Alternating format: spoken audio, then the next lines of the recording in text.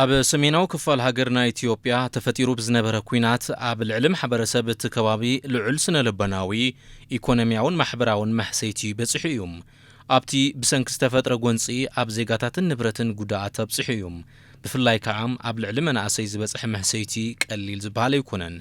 ኩናት ዝፈጥሮ መሕሰይትን ኣብ ክልል ንሕፅረት ስእነት ስራሕቲ መበገስ ኮይኑ ብምኽንያት ስእነት ስራሕ ድማ መናእሰይ ንዘይሕጋዊ ስደት ተቃላዕቲ ኮይኖም እዮም። ኣብቲ ክልል ብዘይ ሕጋዊ ስደት ዝስደዱ መናእሰያት በተደጋጋሚ ህይወቶም ንሓደጋ ከም ዝቃልዑ ኩሉ ዝፈልጦ ወድዓዊ ሓቂ እዩ። ብሰንኪ ሕፅረት ስእነት ስራሕ ንዘይ ሕጋዊ ስደት ዝቃልዑ ወገናት ፍታሕ ንምርካብ ግዝያዊ ምምሕዳር ክልል ትግራይ ምስ መንግስቲ ፌደራል ብምዃን መማረፅታት ብምትእልላሽ ፈጠራ ዕድል ስራሕ ብዝተወሰነ መልክዑ እናስፋሕፍሑ ይርከቡ። ኣብ ዞባ ምብራቃዊ ትግራይ ወረዳ ጉሎ መኸዳ ከተማ ፋጺ መናእሰያት ብዘይ ሕጋዊ መንገዲ ንኸይስደዱ ኣብ ከባቢኦም ዕድል ስራሕ ንምፍጣር ፕሮጀክት ቤት ጽሕፈት ግልጋሎት ምጥያሽ ስደተኛታትን ካብ ስደት ተመለሱን ካብ ሕብረት ኣውሮፓ ብዝተረኸበ ሓገዝ ገንዘብ ዝተሰርሐ ምህጠር ኸፍቲ ስራሕቱ ዛዚሙ ብዕሊ ተመሪቑ ንዝምልከቶም ኣካላት ርክክብ ተገይሩ እዩ።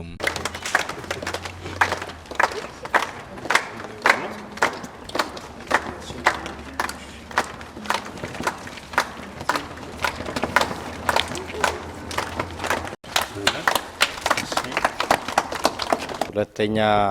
ዙር መምጣታችን ነው። እነዚህ ተሰባስበን እዚህ ቦታ ላይ ያ ሁሉ መከራ ጦርነቱ ሁሉ አልፎ በመጀመሪያ በሰላም እዚህ ስለተገናኘን ሁላችንም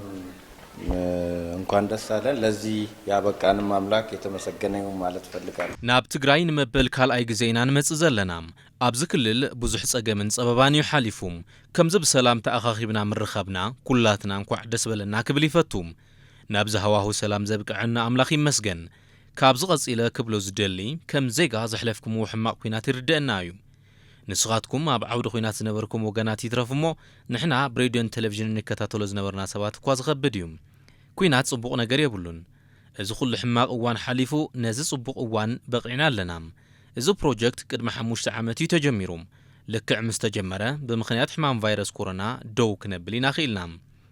ኮሮና ምስ ተረጋግዐ እውን ክንጅምር እንትንብል ዳግማይ ኩናት ተወልዐ። ድሕሪ ኩናት እቲ ክስራሕ ተሓሲቡ ዝነበረ ፕሮጀክት ከም ብሓዱሽ ንምጅማር እንትንጽንዕ ኣይከውንን ናብ ካልእ ቦታ ክነዘዋውሮ ኢና ተባሂሉ ነይሩ። ንሕና ከዓ ይጽናሒልና ንኽጸንሕ ገይርናዮም። ድሕሪ ኩናት እዚ ፕሮጀክት ከምዚ ክስራሕ ኢሉ ዋላ ሓደ ኣካል ዝሓሰበ የለን። ንሕና ድማ ንትግራይ ዝተመደበ በጀት ንኻልእ ኣይወሃብን ኢልና። ካልእ ድማ ነዚ ፕሮጀክት ጥራሕ ኣይኮነን ትልሚ ዝነበረና ብብርኪ ክልል ትግራይ ንህንጸት 3 ኮሌጃት ሓገዝ ዝገበርናሉ ኩነታት እዩ ነይሩ። እዚ ፕሮጀክት ኣብ 3 ከተማታት ትግራይ ማለት እውን መኾኒ፣ ፍረወይንን ፋጽን ምህናጽ ክኢልና ኢና። ፕሮጀክት ቤት ጽሕፈት ግልጋሎት ምጥያሽ ስደተኛታትን ካብ ስደት ተመለስትን ሒዝዎ ዝነበረ ትልሚ ኣብዚ ብምብጽሑ ብጣዕሚ ደስ ዝብል እዩ።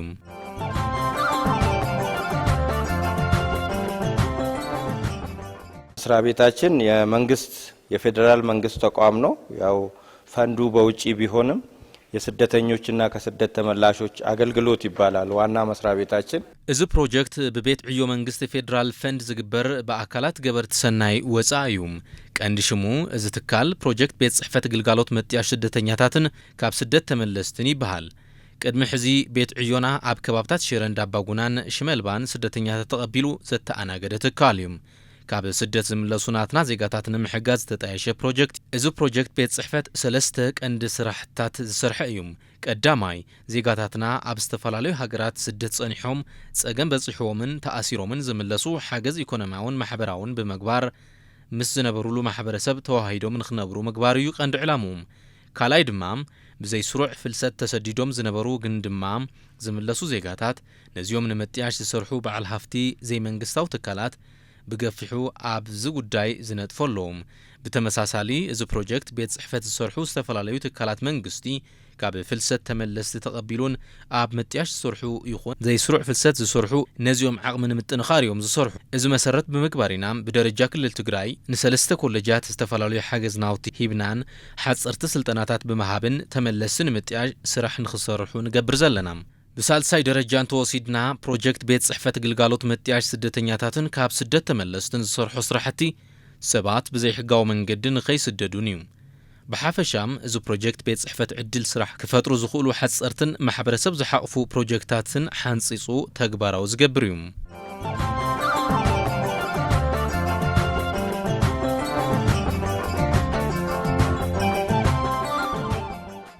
በአገር አቀፍ ደረጃ ይሄኛው 23ኛ ፕሮጀክታችን ነው። በትግራይ ደግሞ 3ኛ ፕሮጀክት ነው። እዚ ፕሮጀክት ብብርካ ሀገር ለኸ መበል 23 ግዜ ዝሰርሕን ትኸውን ኣብ ክልል ትግራይ ድማ ንመበል ሳልሳይ ግዜ እዩ ዝሰርሐ ብወገና ይውሓድ ይብዛሕ ብዘየግድስ ነቲ ብዘይሕጋዊ መንገዲ ዝፈልስ ዘሎ ወገና ንእሽተይ ዕድል ስራሕ እንድሕር ፈጢርናሉ እዚ ንዓና ዓብይ ሽቶ እዩ ከም ንሪኦ እዚ ዝሰርሕናዮ ፕሮጀክት ከምዚ ፀቢቑ መህጠሪ ከፍተኣትይዎ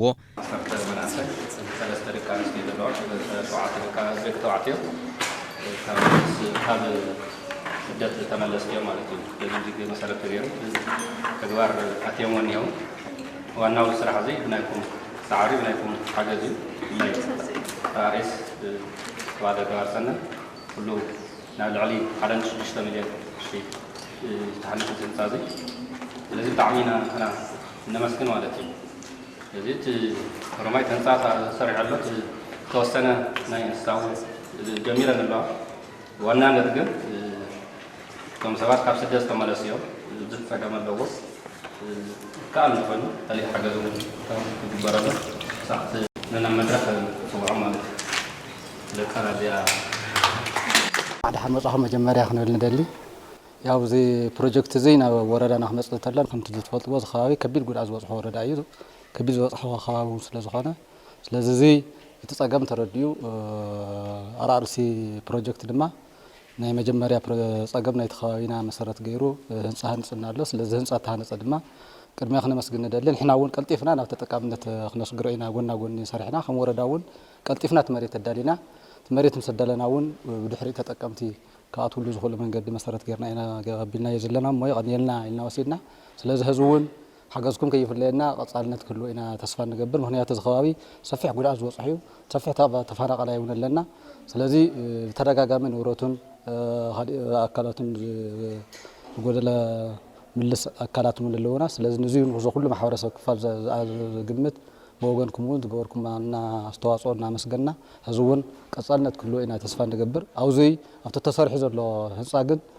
ዘይሩ ቴክኒካል ዘቕርብዎ ነገራት ክህሉ እዩ ሻፈዝ ዘሎ ተፈፂሙ ኣሎ ኣብዚ ዝጎድሉ ነገራት ተልዮም ንሕና ክንፍፅሞም ዝግበአና ነገራት ክንፍፅም ኢና ናይ ማይ ናይ መብራህቲ ሽግራት ኣለዎ ተባሂሉ ኣሎ ቅድም ኢሉ ነይርዎ ቅድሚ ኩነታት ግን ብቲ ጦርነት ምክንያት ናይ መብራህትን ተቋሪፁ ኣሎ ከም ጌርና ክንምልአሉ ንኽእል ዝብል ነገር ቤት መዘጋጃ እውን ኣሎ ምስ ማይ ግልጋሎት ኮይንና ከም ወረዳ ክነማልእ ክንምኩር ክንፃዕር ኢና ዘይሩ ዝተርፉ ድማ ከዓ ኣጠቃላሊ ናይ እንስሳ ምህጣር እንድሕር ኮይኑ ከመይ ክኸውን ዘሎ ቴክኒካል ዝጎድልዎ ነገራት ከይህሉ ግን ኣብዚ ኮፍ ኢልና ተማይጥና ክንመዓራርዮና ዝጎደለ ንሕና ንሰርሖ ንሰርሕ ብኣኻትኩም ክትሕግዙና ኢና ንደሞ እዚ እቲ መድረክ ያው እቲ ቴክኒካል እናተዘራርብና ክንከድ እዩ ይቐኒልና ዝብል ሓሳብ ኣለኒ ተመለስና ስራሕ ዝፈጥሩሉ ምቋቁም ናከ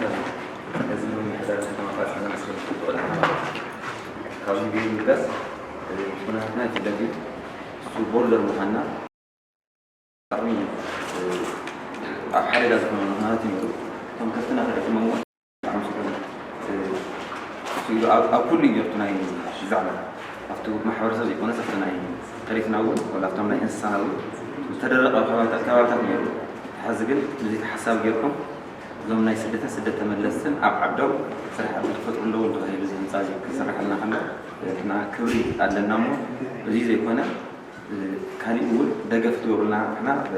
تسفانا مو قطعيو كنا حدا يرزع يركم تدفنا عندني كاوجيول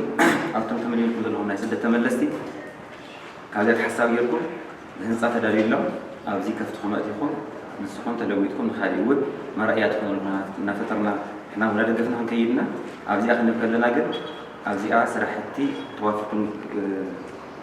كسرحوا إحنا تسويق مقبل كأبزي مسألة غيرنا قد أبزي سرح زي بتوعنا قد سدة ملاس بركزة لنا نعم حضرنا ينكيدنا نتحركنا خلوا سيدو نقول كذا زي كذا عسرت تملس من مين لنا عارف حرف اللون فسألت قبل رجل رسول زي إحنا نشتري نقول الآن تاكل كذا والآخر نقول تبكيرون كم تستوعب استقعدت ساعات تكلم مستوي هذا الموضوع ما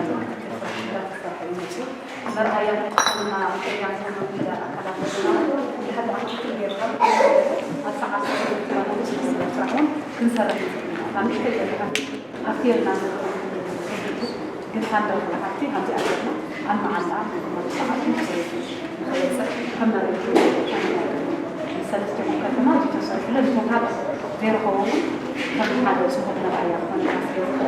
زي أبغى زي ما تقول صلاة كنا طبعا تقول صلاة بيوتنا من مساطم ما تمنجست غير كل دولة دقة كل عين دقة منجستي قبره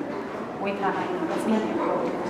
تخالفوا بعد تبصيرهم سنت أنا هرجع في كلي خالدين سعر عارفكم مسخات كل زيات كفت زي المزيحن سنبغ نجر بركة عارفكم حفتينكم كرئينا جزء أزول خا ونسخهم هل لا غير ما نخالف خلاص أنا حاسس كده لنا جزاء خويا مسخاتكم كل جزاء خويا حتى كل سنة زيادة عليكم صار يبقى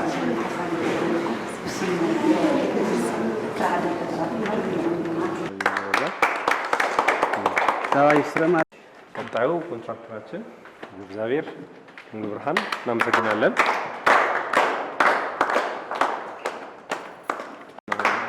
እናመሰግናለን። ስራ ዕድል ፈጠራ ስራ ዕድል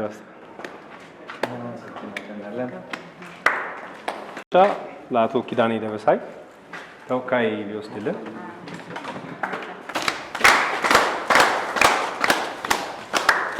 ኣብ ወረዳ ጉለመኸዳ ከተማ ፋጺ ፕሮጀክት ቤት ጽሕፈት ግልጋሎት ምጥያሽ ስደተኛታትን ካብ ስደት ተመለስትን ኣብ ኢትዮጵያ ዝተሰርሑ መህጠሪ ኸፍቲ ልዕሊ 1.6 ሚልዮን ብር ወጻኢ ተገይሩሉ ከም ዝተሃንጸ ምኽትል ከንቲባ ዘፈር ቁጠባ ከተማ ፋጺ ኣይተ ይብራህ ተወልደ ይገልጹ። ሼድ እዚ ብአርአርኤስ ዝተባሃለ ፕሮጀክት ናይ ፌደራል ኣብ ወርሒ ጥሪ እዩ ናይ ጭረታ ክስታዩ ቢሉ ልዕሊ 1.6 ሚልዮን ይወዲት ፕሮጀክት እዚ ፕሮጀክት እዚ ን10 መናእሰይ ካብ ስደት ተመለስቲ ስራ ዝገበረ ተወዲዎም 3 ደቂ ኣንስትዮ 7 ደቂ ተባዕትዮ ዘለዎ ተወዲዎም ነው ማለት እዩ። ብፕሮጀክት ቤት ጽሕፈት ግልጋሎት ምጥያሽ ስደተኛታትን ካብ ስደት ተመለስትን ዝተሰርሐ መህጠሪ ከፍቲ ስራሕ ንዝሰኣኑን ካብ ስደት ዝተመለሱን መናእስያት ወዲብካ ተረባሕቲ ንክኾኑ ምግባር ከም ዝተኽኣለ ምኽትል ከንቲባ ዘፈር ቁጠባ ከተማ ፋጺ ኣይተ ይብራህ ተወልደ ይጸርሑ እዮም። ወረዳ ጉለምኻዳ ከተማ ፋጺ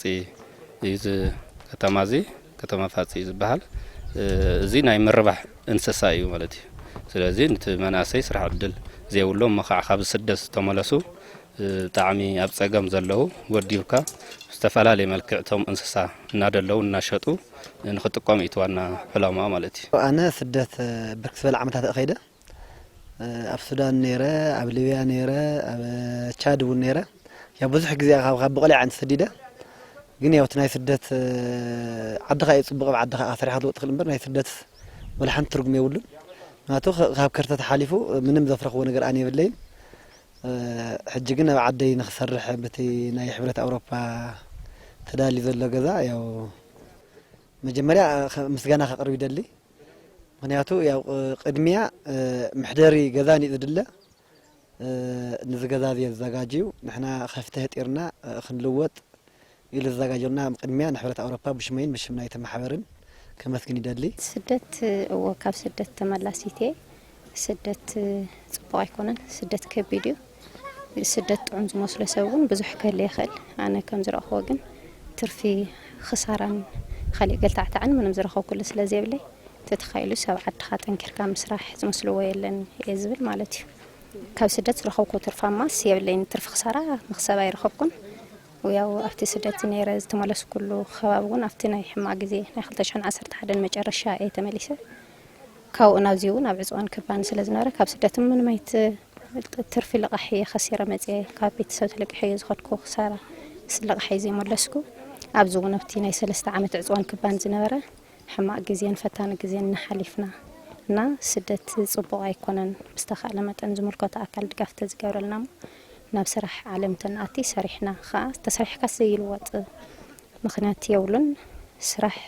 ጽቡቕ እዩ፣ ስራሕ ክብረት እዩ፣ ስራሕ ለውጢ ስለ ዝኾነስ ዝምልከቶ ኣካል ካብ ፌደራል ይኹን ካብ ክልል ይኹን ሓገዝ ተዝግበረልና ናብ ስራሕ ተናእቲ ሰሪሕና ንዕና ተለዊጥናስ ንዓድና እውን ክንዕቢ ንባዕልና ዓቢና ዓድና ክንዕቢ ናብራናን መነባብሮናን ክንዕቢ እየ ዝብል ማለት እዩ። መናእሰይ ወረዳ ጉለመኸዳ ብሰንኪ ስእነት ስራሕ ብዘይተደለየ መንገዲ ኣብ ዝተፈላለየ ሃገራት ብዘይ ምንም ዓይነት ስራሕ ብዙሕ ጸገም ከም ዝበጽሑን ብምግላጽ ኣብዚ ሕዚ እዋን መንእሰያት እቲ ከባቢ ፕሮጀክት ቤት ጽሕፈት ግልጋሎት ምጥያሽ ስደተኛታትን ካብ ስደት ተመለስቲ ዝሰርሓሎም መህጠሪ ከፍቲ ብጣዕሚ ሕጉሳት ምዃኖም ይገልጹ እዮም። እዚ ሸድ እዚ ምስራሑ ኣሽንኳንዶ ብዘ ሰዓት ኣሽንኳንዶ እንስሳ ገዚእኻ ከተቐምጥስ ታን ባዕልና መንበሩ ብጣዕሚ ከቢዱ ስለዚ ዓብይ ዕድል ዘልኩ ተዓንቶ መጀመርያ እዚ ሸድ እዚ ምስራሑ ብጣዕሚ ሕጉሳትና ካልኣይ ብጣዕሚ ወላ እኳ ዓቕሚ ይሃልወና ተስፋ ግን ጽቡቕ ተስፋ ጌርና ኣለና ያው ካብ መንግስታዊ ኣካል ይኹን ካብ ዝተፈላለዩ ኣካላት ገበርቲ ሰናይ ሓገዝ ክንረክብ ተስፋ ስለ ዘለና ያው ሸርዚ በቃ ቅድሚያ ተስፋ ሒዝና ኣለና ምክንያቱ ተመርባዕተ ዕራይ ግዝና ዘለና እኳ ምሕደሪ ንባዕልና እኳ ተሸጊርና እንኳን እንስሳ ክነቕምጥስ እንኳን እንስሳት ንባዕልና ከቢድ ፀገምና ዘለና ከም ዝሕዚ ዝፍለጠ ከተማ ከቢዱ እንኳን እንስሳ ገዚእኻስ ንባዕልኻ ክንደይ ቁልዓ ኣለዎ ኸ ትበሃል ገዛ ክትካረት ኮይንካ ስለዚ እዚ ሸድ እዚ ምስራሑ ያው ዓብይ እፎይታ ፈጢርና ዓና እቲ ኸማና ተጠቃሚ ዘይኮነ ኸማና ዘይረኸበ ንኽረክብ ጥራሕና ንምነበር እዚ ሸድ እዚ ምስራሑ ብጣዕሚ ዓብይ ሕጉሳትና ማለት እዩ። ኣብዚ ዝተኣከብናዮ ዝተወደብናዮ ማሕበር ብስደትን ተመለስቲ ተባሂሉ እዩ ተጣይሽና እኒአና ማለት እዩ። ስደትን ተመለስቲ ተባሂልና ተመልሚልና ክንኣተው ከለና እዚ ተኣሽሙ እዚ ግን ኣንሕና ዋላ ንመልመል ዳ እምበር ምንም ዝሓዝናዮ ነገር የብልናን ኣብ ባዶ ኢድና ኢና ሒዝና ምክንያቱ እንኳን ሒዝና ስራሕ ክንጅምርስ እንኳን ካሊእ ክንሽፍንስ እንታ ነብስና መሸፈን እውን ሰኣናልና ሰዓት ስለ ዝኾነት በዝተኻልናዮ ስራሕ መጠናኸሪ ኢልና 25,000 ወፂና ኣብቲ 10 ሰብ ኮይና እዞም ዘለዉ ውዕር እቲና ማለት እዩ ምክንያቱ እዞም ውዕር እዚኦም ናይትን 25,000 ዘውፃናያ ዘይኮንና ንርእሲ በቃ ናይ ቀጻሊ ዕብየት 25,000 ካሊእ ክወልዳልና ይኽእላየን ጠንኪርና ተሰሪሕና ብዝብል ኢና ናብዚ ስራሕ እዚ ተሰማሪና ጀሚርና የዘለና ማለት እዩ። ስደት ከርተትን መከራን እዩ ፈቅድኡ መናእሰያትና ኣብ ምንታይ ከም ዝጠፍኡ ዘለዉ ፍሉጥ ማለት እዩ ፈቆዶ ባሕሪ መኽዓብ ዓሳ እናተወልዕዮም ዝኒሄው ስለዚ ዝኾነ ይኹን መንእሰይ ኣብ ዓዱ ክልወጥ ከም ዝኽእል ከም መርኣያ ተወሲዱ እውን ብዙሓት መናእሰይ እውን እናተለወጡ ኣብ ዓዶም እናተለወጡ ብዙሕ ነገር ይረኽቡ ስለ ዘለዉ ስደት ከብቅዕ ኣለዎ ዝብል ዘለኒ መልእኽቲ ማለት እዩ። ብምክንያት ዘይሕጋዊ ስደት ብርክት ዝበሉ መናእሰይ ህይወቶም ፈቆዶ በረኻታት የመንን ስዑድ ዓረብን የምስኑ መናእሰያት ብዘይሕጋዊ መንገዲ ንዛ ከርፋሕ ናብራ ንምሽናፍ ኢሎም ኣብ ልዕሊኦም ንዝበፅሕ ኢሰብኣዊ ተግባር ንኸብቅዕን ኣብ ዓዶም ተወዲቦም ክሰርሑ ከም ዘለዎምን ኣይተ ይብራህ ተወልደ ወሲኾም ይገልጹ። ሳላት ዝተረኸበ ቅርሺ ሓገዝ ስለ ዝተረኸበ እቲ ህንፃ ተሰሪሑ እኒሀ እቲ ህንፃ ምስ ተሰርሐ ከዓ ብዘለዎም ዓቕሚ ተወዲቦም ኣትዮም ኣለዉ ተመናእሰይ ድሕሪኡ ሓደ ናይ ልቃሕ ዕድላት እውን ምስ ደደቢት ምስ ሓደ ገበርቲ ሰናይ ኣታሒዝካ ከብልዮም ማለት እዩ። ስለዚ ከምዚ ዝበለ ትካል እንድሕር ተተኺልልካ ቋሚ ዝኾነ ትካል እዩ ቀጻሊ እውን ክዕውተና እዩ ክዕውት እዩ ዝብሊት ናይና ራእ እውን ክበዝሑ እዮም ዘለዎም ምክንያቱ ሓጋዛይ ህንፃ እዚ እዞም መናእሰይ እዚኦም ከተሸጋግሮም ከለኻ ካልኦት ከዓ ከምዚኦም ዝተፀገሙ መናእሰይ እውን ኩሉ ስለ ዝኽእሉ ንሳቶም እናምፃእኻ እናወደብካ እናሸጋገርካ ትከደሉ ስለ ትኽእል ዕውት እዩ። ስለዚ ክስኹ ክበዝሑ እዩ ዘለና ማለት እዩ። ወላ ኣርኣርኤስ እውን ብጣዕሚ ፅቡቅ ስራሕ ይሰርሕልና ቀጻላይ እውን ሓገዝ ክሕግዘና ኢና ተፅዊት ንገብር ማለት እዩ። ናይ ስራሕ ምብርትታዕ ጽቡቅ እዩ ማለት ካብ የብለይን ክትብል ኣለኒ ክትብል ብተስፋ ክትሓድሩ እዩ ጽቡቅ እና እዚ ስራሕ እዚ ከዓ ንዓይ ጽቡቅ እዩ ሰሪሕ ናብ ካሊእ ደረጃ ክሓልፍ እየ ዝብል ግምት ስለ ዘለና ኣነ ብጣዕሚ ሕጉስቲ እየ ስራሕ እዚ ዕድል ንምርካበይ ብጣዕሚ ደስተኛ እየ። እዚ ክንጅምር ተኮይና ከዓ ብዙሕ ነገራት እኳ ዝጎድልዎ እንተሃለዉ ካብቶም ነገራት ዝጎድሉ ግን ሓደ እዚ ባይታ እዚ ተዋሂብና እዩ ዘለና ናይቶም እንስሳ መፍረይ ብቻ እዩ ዝኒሄ እምበር ናይቲ ሰራሕተኛ መሕደሪ ኣናህና መፂና ፅሬት ኣብ ንሕልወሉ ዝኾነ ምግቢ ነገር ኣብ ንህበሉ ንዞም እንስሳ እዚኦምስ መዕረፍ ባይታ ኣይተዓደለልና ናይተገበረልናን ዝኒኤ ኩሉ ነገር ሰፍቲ ታንኬር እውን ክግበረልና እንደሊ ነቶም እንስሳ ሓፂብና ድዩ እቲ ገዛ ብዝግባእ ፅሬት ኣፅሪና ናይ ተቐበለ ሰፍቲ ታንኬር ክግበረልና እንደሊ ማይ ይኹን መብራህቲ ብኣግባቡ እውን ክትከለልና እንደሊ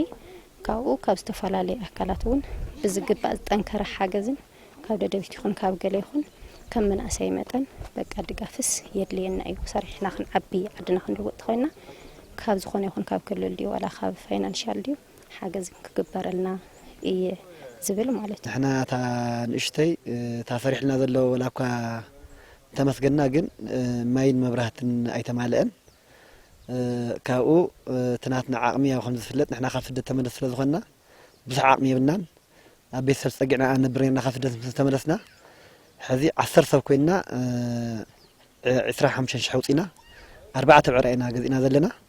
حيث تمربعة عراين 10 سب يا ونسمنا هتر كام شات من اللوط بزح لوط خمسلنا يخلن حيث تتخيلوا احنا ندلي تنقيسو 10 تناسب حدا عراي 10 عراي انا خنطر ندلي تخوينو خكلته تذي كوين حدا يا وزم حدا خنطر تخوينا كن هذا 4 عراينا قلنا هذا دتنا عقمي انت تخيلوا حاجز كتحبرات اوروبا ما تزي اخسرح زي كودته تزعاي غيرنا تزلو ايش سي دغف تذكال نيرو تذقبلنا تذي كوين عب وردا يكون بخلل انت خونا ناس اولدنا حدا عمل تخون تذي كوين عب تحت ولد الأحماش ولا أندلي كاب سدت تملسو مناسيات بروجكت بيت صحفة قلقالوت متياش سدتنياتاتن كاب سدت تملستن زصرحو مهتر خفتي نايزو عدل تربحت بمخوانهم يبرهويم زوم كاب سدت تملس مناسيات نايزو عدل سراح تتقمت مخوانم نخالو تابنت سخون انتخون نستفتر لهم عدل سراح بممسقان كالي زلوهم قدولتات بزتخ على عقمي نخمالو اللهم يبرهوم فو أبز نيه قبي ياو حاطري ولنكم تريقو زلهم حاطرون يليو كاو مايون ما يكتف خلا عبي روتير لي نايو خاون بتخال نحذك الكوينو محدر ونحنا هذه انسازيه موزي بينهم كحضر يخولن كاش زله محبر نا ودمنا تارኛ حضرنا هنقبر لهم ስለዚህ حضر سم حضر يبلنان سختاي نايزم انسا مقلم مقمጥ السرون يبلنان تتخيلوا بقى الملكه اكل ذيك تحاورنا عندلي خاو ترفقن ياو بتستقبلنا تسريحنا زلستاي كابل بتاعنا انا مسجن عقمنا طامطنا سدت طبق زيكونه بعدنا سرحنا ندلي نات سدت بتلفزيون ساعات قدم كات خوين نبر حدث سدت ياو رينا يونا لوط يولن عدنا سرحنا خنلوط بيستبنا خنطقم عدنا خنطقم سندلغن تجمير زل سرح تطنا خير خقصل تزغدلون خملقلنا نحنا وين ذا ذل عقمنا ما نسرح دلي يا خاول بخمس كندل ماتي بزح ነገር እዩ ምክንያቱ ዝኣክቱ ረተሰብ ናብዚ ካኣት ከሎ ከናይ ደገ እንጆ አውዚ ጽቡቅ ለውጥ እንተሪኡ ካልአት ገበርት ሰናይ እውን ሕዝልካ ይዝመጽእ ስለዚ አውዚ ከዓ እዞም ዝኣቱ እንጆታት ጽቡቅ መንፈስ ይውካ ጽቡቅ ሰርሖም ዘለው ምስጋናው ክትዎም ስለዘለካ ካልአት እውን ክሕግዙና ምንታን ብጣዕሚ ጽቡቅ እዩ ዝብል ዘለኒ ካብ ስደት ተመለስ መናእሰይ ወረዳ ጉሎ መኸዳ ፕሮጀክት ቤት ጽሕፈት ግልጋሎት ምጥያሽ ስደተኛታትን ካብ ስደት ተመለስትን ንዝተፈጠረሎም ዕድል ስራሕ ብምስጋን ንሳቶም ዝረኸቡ ዕድል ካልኦት ንኽረኽብዎ ሰናይ ትምኒቶም ይገልጹ አርአስ ብጣዕሚ አና መስግን ምክንያቱ ነዚ ዕድል እዚ ዝኸፈተልና ማንም ስለዘይ ተኸፈተ እዚ ዕድል እዚ አንሕና ከም ወረዳ መጠን ከም ከተማ ፋጽ መጠን ብጣዕሚ عبي عدلن عبي تاشمن سلازلنا بتاعمي تحقاسي وسني يقولون أنا خان قصالي نخما يزول مناسي سدست ملستنياتات كما يعدل نخفترو كم تانا تسماري سرح عدل رخيوي يزول خن خرخو تاشم سنه تمنيتي زقادلز مالتي ايوا انا خالي سبك حلف دلي سدت كم زفلت بتلي هذا الساعات خمس زرق زله زبزح بحري ترف ابساره ورخ يترف الخاميت عدل غيرته بقى حدا انت حالفو تسبنع عندي ذري تمنسي كن نتحاله حالف يكون خرق زلو نتي ابسارات ترف زله منسي نتي بحال درار عتاد غن زله منسي ريو اب عدو بتا زلته تلقي حدو كابي سو لميندو انتس من والو سرحدو سده زي يطقم خانو ترديو اب عدو تفحط طريلو اب عد خسرح انا زمعد ماتي اب مودعتا مختل حلاف زفر قطبا كتما فاصي ايتي براه تولد كم زبلوم እዚ ዕድል ስራሕ ተፈጢሩሎም ዘሎ መናእሰይ በርቲዖም እንድሕር ሰሪሖም ናብ ዝሐሸ ስራሕ ዕድል ከም ዝሰጋገሩ ገሊጾም እዮም ደጊሞም ናብ ስደት እውን ከይኸዱ ስደት እውን ብዙሕ ከርተትን ብዙሕ መከራን ሕሊፎም ዝመጹ ስለ ዝኾኑ ንእሽተይ ብናይ ባዕሎም ሰርሕዎ ኣታውን ተረኺቦም ንቐጻሉ እውን መርኣያ ኮይኖም ክቕጽሉ እዮም ሕዚ ብምህጣር ከፍቲ ጥራሕ ዘይኮነ ኣብ ካሊእ ተሰጋጊሮም እናታይ ኢና ተፅቢት ንገብር ኣብቲ ኣብዚ ከፍቲ ኣጢሮም በቲ ንዕዳጋ እናቕርቡ በዓልቶም እውን ገዛ ተኻርዮም ንስጋ እውን እናሸጡ ንኽኸዱ ኢናት ዋና ዕላማ እውን ማለት እዩ ስለዚ ከባቢ እውን ናይ ግሪን ኤሪያ ከባቢ እዩ ኣብዚ ከባቢ እውን ሳዕሪ ሓደ ነገራት እውን ስለ ዘይስኑ ክዕውቶም እዩ ዝብል እዩ ትዘለና ንሕና እውን ብዝኸኣልናዮ ክንሕግዞም ኢልና ተፅቢት ንገብር ማለት እዩ